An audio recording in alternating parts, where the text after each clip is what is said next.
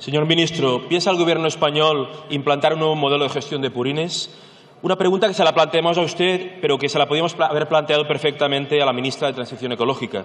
De hecho, es una cuestión que interpela el actual modelo intensivo de producción de porcino. Un modelo que en aquellos territorios con una gran cabaña porcina genera un excedente de purines que, lejos de poderse aprovechar, se convierte en un residuo difícil de gestionar con riesgos ambientales muy importantes. Está ocasionando, entre otros problemas, una grave contaminación por nitratos de los niveles freáticos, afectando la calidad de los suelos, acuíferos y aguas superficiales. Y la gestión y valorización de agrícola de los purines se ve limitada por sus costes de manejo y transporte debido a su alto contenido de agua.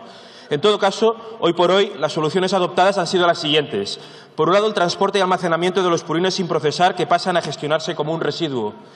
Y, por otro, el procesamiento y valorización de los purines para su aprovechamiento en la cadena de producción agraria o en la generación de energía renovable.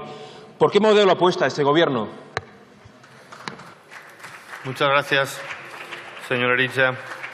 Señor ministro.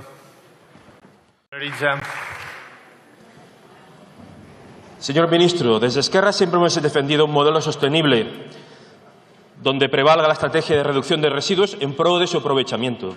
Creemos que debemos tender hacia el concepto de residuo cero, mediante la correcta gestión de los residuos que tengan en cuenta la jerarquía que define como prioritaria prevención de residuos, seguida por la reutilización y su preparación previa, a continuación la valorización material o reciclaje y, en último término, otras formas de valorización. De hecho, hemos presentado diversas propuestas en este mismo sentido.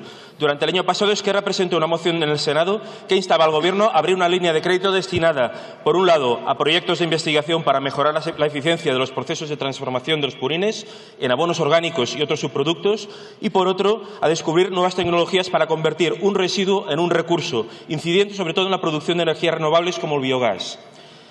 Precisamente, también el año pasado, el Grupo Socialista presentó en la Comisión de Energía, Turismo y Agenda Digital una propuesta no de ley que instaba al Gobierno anterior del Partido Popular a tomar medidas necesarias para reabrir las plantas de tratamiento de purines. Unas plantas que se vieron abocadas al cierre tras el decretazo eléctrico del Gobierno anterior, que reducía drásticamente las ayudas a la generación de energía renovable. Dicha propuesta pedía ampliar la vida útil de esas plantas de los 15 años actuales a los 25. Quizás deberíamos empezar por aquí y pensar en la viabilidad económica de esas plantas que suponen hoy una clara apuesta hacia un modelo más sostenible de economía circular y de residuo cero y una clara apuesta hacia un modelo de transición energética que apueste realmente por las renovables. Muchas gracias. Muchas gracias, señor Eritja. Señor ministro.